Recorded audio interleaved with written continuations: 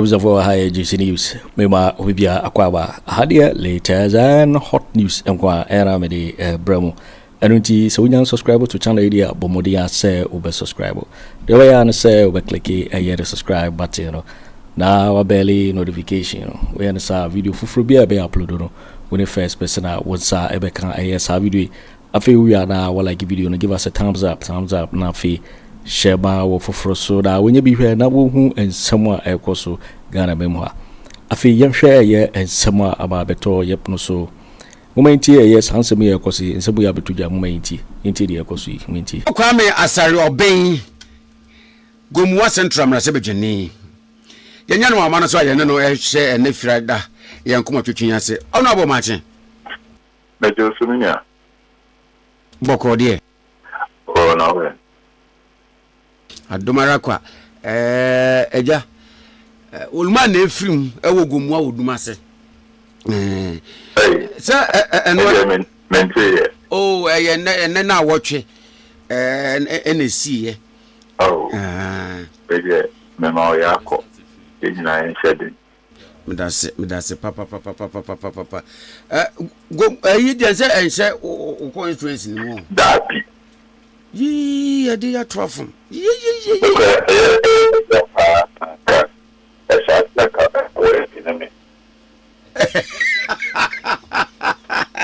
Oh, come to Zonka. I will be proud of Kabeme de papa. Kabeme de Nananke, ye as a pa. Namid invitation, a bell pa Nanka. It's a pepper now, That's it. Where the Mamma Kumoyase? Now, quite the Dikanya, young way, no, didn't come over KFM. So, how was the feeling like your first day in Parliament and the very first day in Tuswa? You had the opportunity to talk. Miakasano, also, if you are Sajaba, because we are my wow, when it's a wow be training. Obi training, I think if I won't overcome some attendance on way training. Sir. It will take a lot of time near this idea with Parliament, yeah, I think a good experience. I'm more Akwenya, which me at the song of mine, and once I show more than one, I show more to maintain, we've been opportunity to send something about Abayaki, which me I have found. And idea. Instant quite understand what we like a precope, sir. But a process. Upia Katakrano, don't say. I then I prefer to say some George Nom started LGBT near the. I know the conversation with Bria, but Supia won't say Abayambra, na Ababua would be intino. A very beautiful experience.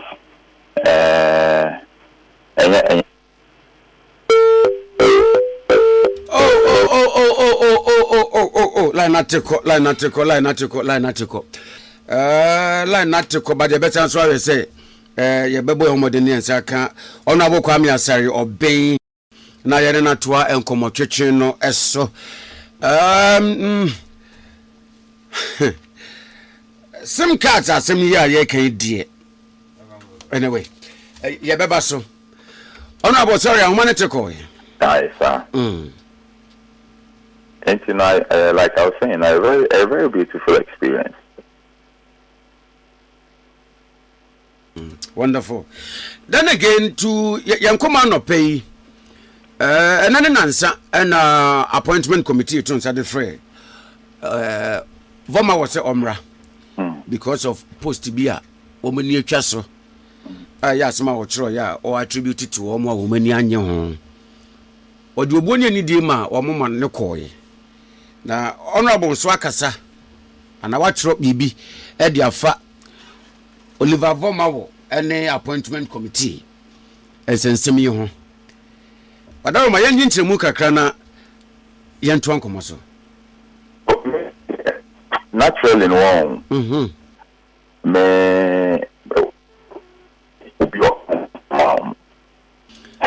mean, Osha, the court, baby.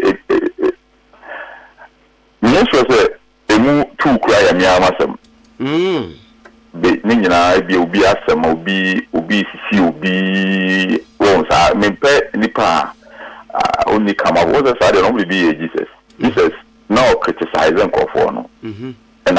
And I thank for na etche no more di na sem no more kuno. Also only to be over no be the come some amount. And you know me feel say emrano contempt emrano. See our president a committee so more constitution no contempt emrano me ayana e bibi mami. It's we are my dear. Na yemya na me aso na me judge na be do asem say adia wo dia yem na yemya me yeso so benya fair trial me ti ukra no me contempt emrano say bia why are here na parliament eni anje ho enti parliament afro say bra one me yebu efuka anti bra na ya yen fan di wasem no. People said there should be a different. We should take a second look at it. People, I'm a parliamentarian, me a member of parliament, but me this also be able to make Canada green. What we are saying. Me feel say we are also be able to make Canada green. So come on, green and you will be there. Me this also say pana any dia some now see the Kobe be na in the papa for every room. No more cancer some now. Anyway, and you would ananka ne papa mua said your name is so we're holding the view senka with dear enquire say neutral body binanka and fret voma wana woman and say on this half on the agony. Papa Emma Mekan I will post said there should be a neutral body. A better sansom no more. A privilege a walk on mommy. But it is not a privilege that me enjoy. Yes, I question me power be now. Oh, I was say at the Obia ya tia parliament. If you say I will say yenya another group of Beshasa also be to me a fair trial we are saying. Also be if so to America say yechi will be another kubia or makomo anymore. Yechi will be so you know video they say near okokun United Healthcare BB American and say akoyo okushu tu papa yet no so no na issue tu papa no but obeko court ube say true process ni nyina me hu say akuna okun no kra no enye agbenboni bi na odi kun no yewo enyema mienu a constitute crime yewo actus rules ni yewo menstrual obi eku obi nkyerese nipa na ye boni o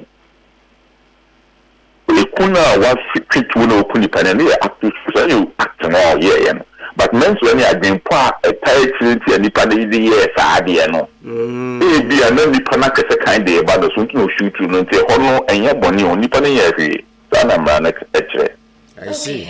Enti no obi e bibia mingi ni se wo se nipa na yeku omobusuani no omo se ebusuan na tena se omo na omo be hwehwe sa da bi de ko ba bi de ko court na judge asem na mfa no honni ho bi oni any emotional attachment to asem no omo atena ho no omo aka asem no eno na chese justice ejuma but to be a judge in your own court in your own case there imagine for asadian and now in the same vein so na be to believe we say the intent of the invitation no so ebia na enye too you say just say your neutral body be because when they were just looking out for the evidence original so editor dia otchere entina nche da nye critical asem die bi ebenya neutral body bi say ye the neutral body aka ebia yem evidence they can give you a big lino. If you know there, because one person it becomes difficult for you to take the action that you have to take because when you say of what you see a show, say who are abuse wo power wo yese so e bia na asem na wo ka no and I said me nipa ne ye ne ye it's what the yen dama a certain body to handle it. Regardless omo ko asetena no wie proceedings from beginning former one and lawyers their course na ne the outcome say disappointing sir. Oh I'm not the annoying yet disappointing, but a be others a disappointing. Yes, a bisube to me a bisube remember court for contempt on many cases, and I've seen the emotional attachment like Nippon Odia Seminole, different cases are court for contempt. Also Nippon Odia Seminole. Well, to me was they don't know. We go for no DBD asem no. But I think you did ana want to me ma obi nya the justice that they deserve and I say nya petra. Minim se unya brani adaje hwe emra wo mo ehia ye no a ebi a wo mo hwe ye the comment by otchere say especially at a point na committee no as na Ato Forson say on pacho and to be an that is what he came for. Honorable certainly na say I may feel say on so standing in the ground say we may hear we my yet until me hear no me pacho but this particular one my yet okay and I make you be Sammy me feel say okay okay wa barbecue when become trouble and now one say be a million my it's no the pamucho but we particular one we me I didn't have a year near but we be a minimum and you know me sure so will be forcing say on pacho a very question again near we you know pamucho wana I but me want to yeah and you know it was okay but not all the many things I could be to say I could to say I didn't know it looks like we both you know we are the any both what we made as a brand name so and yes a brand name one I say but not brand name be a says some now kind Kwame a big a baby and then TV na somebody and KBA bit na can a woman watch home say tea at the machine that here but what TV so now there no e be do bint no also made their process in the many no correct was it and I appointment committee because just like the 9th parliament no say wo ready see ye pa ne allegations abebe ba ma for ma wokra dia ba twemune other ones be you say committee die honorable ko mu nche there but for parliamentary proceedings ni omodwuma ye am je sure say there wo kan ye we need die kira wo sia ansampona wo komu yi tituli de si enra yi ne papa mu ni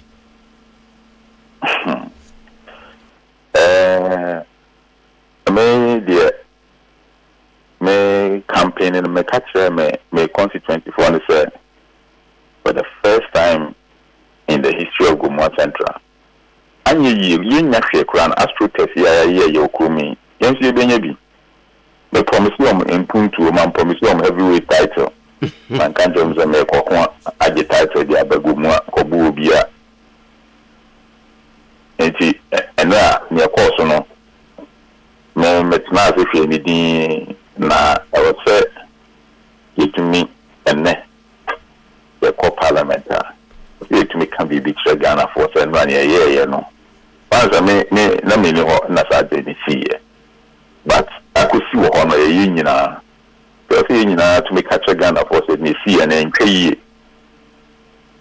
obi a demonstration wokum ordinary person that's it or say flower you be a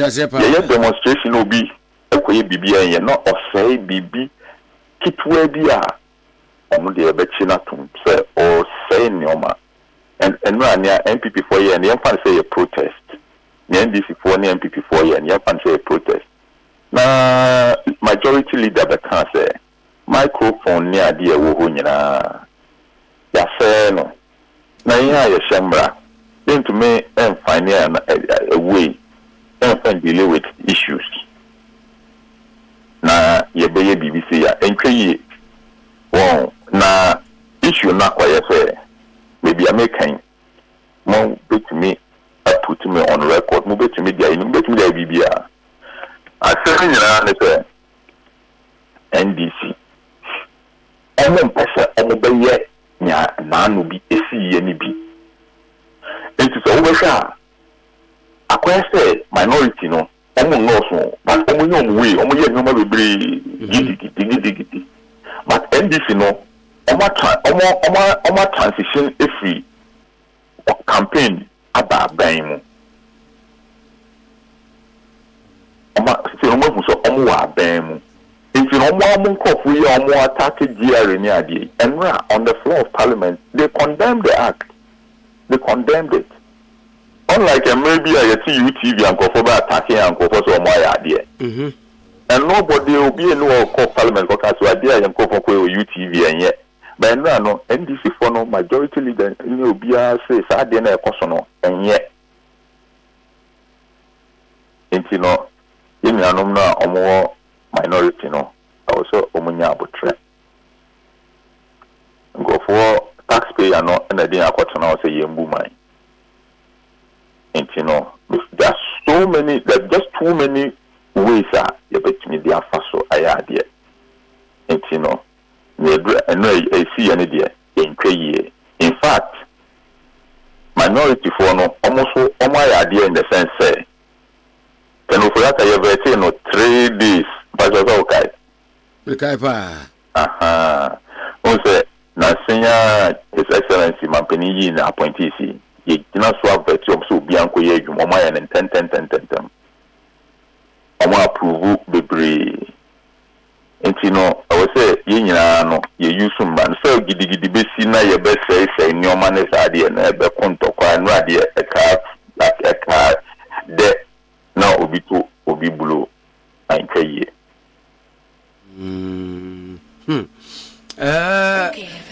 Ono bom say Sandema we say na ba be obi kan 1-2 many, especially appointment committee we say Krofo casted doubt on their integrity. Ba kokra ye former Asante Bediatuo of Asante Bediatuo Honorable Apia Kubi said the integrity of this committee. Oh here the other day MFA acting CEO or not so what the case in the by or near Frank Anadon Printem and maybe is it the case that the leadership of the committee and the Lucy or more grip and the leadership of committee, you know, say Omo Lucy or more grip, say Omo yet I hear for no so Omo any or more yana ni see and ra amajono the BBC. Omo are very intelligent people. Omo say penny the account penny nanti penny manti won. Sabe no yebu ne sen. The one impa. There's a penny due manti and I hear that. Penny due manti. I hear for no omo are very intelligent. So what kind and I'm try to be on Facebook and go hold behind that Proverbs chapter 4:7. Or seek wisdom, but in all things seek understanding. Make sure that the museum go for your Afenyo comment. I think it has nothing to do with Afenyo. In also seek wisdom, but in all things seek understanding. And you have for someone or you're very intelligent man. Only NDC for no committee. So I didn't think of home. So only a weakness. A man not how long it has to take, and son over will be a approval. A man not but Parliament to me. Decided what to do at every given point.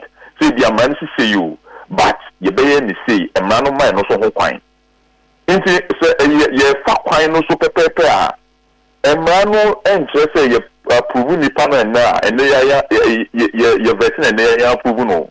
But also when other people cause oman no here say be movie. Inti also when minority no it mean some understanding because they almost so ebeba my approve it. Inti anya for no omo very intelligent people, very smart people. Omunim ade omo ye no na etumi ama yetumi approve ye ya approve no makoye omokoye adwuma saa wanya no saa na wo beto parliament enye gidigidi eye very tactical game no omo bo no ever me say my chief whip na kuma bakakra but ade no NDC leadership ne ye no omo supporters na wo krom no omo nya betre omo ye no say enye do time here NDC 100 and something but majority no ye ni quorum the baby business who here MPP for no mama ba emra na very clear you know omo ye week omo di nyansa na ye ade no kakra se na be ya ibetumi akoye nim. I see. Now back to other suggestions be a free some quarters abase since 1992 there hasn't been nominee be a wako vetting committee enim amia vetting aya disqualify no den ya wo mko eventually ye pass obi a and now we questions be kura ya na sebi honorable members ni bi kura bisa. They said the uncle Kwesi Pratene, okay. So how can you ask a minister designate to sing hymns? Well, bra, tactical and technical questions pertaining to near me cause one ministry. Never be saying na suggestions say but say. I don't know quite mere formality there. And yet to say production and resource costs any time no. Amendment a yepo constitution yenanka vetting it as the na yenchum because I didn't den nipa no ye be approve na mo akọ ni minister. But me that one day me call Mampeniku for me need command ka say democracy no munkra mu ye o. Munkra democracy mu ye munya na kakaka one day me ho na yes ye de ne kodu mpempen so a America and Britain ya the democracy ne kudu no since 92 ya invite obi an you be free ya invite obi a ya be approve no but eno so nche say yan no see bo ba ya ni achusu munya na amoko at least me say me ti we me train a central region minister designate number eno me bi wo ha onya aware me region no hu hia me no and I'm reason no for no be obi o mo ankasa so mo ya we entenye se bia me be bisa the question about me person me twin agwen koso se me be ya opportunity office wa obe ka se onwa be kan o vetting committee se ohia wa ha for no see na ekọ we see na ekọ eno wa kan o TV so mo bi nti hofo no kura no esu the pressure beton so se wo kan say it's not about your vetting approval and I say ye ka so bi o ha no de yen approve no and some na ban intimine owura Kwesi Prat ya adwen say and some na ban no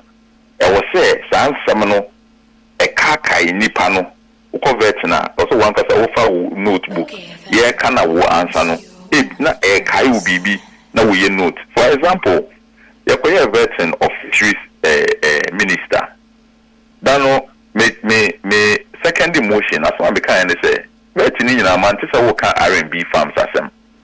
But Mina, so who are R&B farms are? It is the biggest fish farm in Ghana. It is the biggest, your friend saying, and nominate Biane. Like the whole Ghana, minimum BBA and nominate Biane, so saying, I want my constituency. And you know, all but for approval, no, I'm a train agency to say. I some way, you know, my apple, but R&B farms, one a year, a bit my number what you feed the whole Ghana. Wow. And you know, I didn't know some with young can't mess around. I was so would done when we try when you better. Now, hwene obetum de anyi farms aye ebetumi aye employee mabunu no bebre it is no unim krona prove vetting and approval no my den my twina dwen esi saade no so it me ni wura kwesi party ya dwen questions na ye bisa no ye bisa questions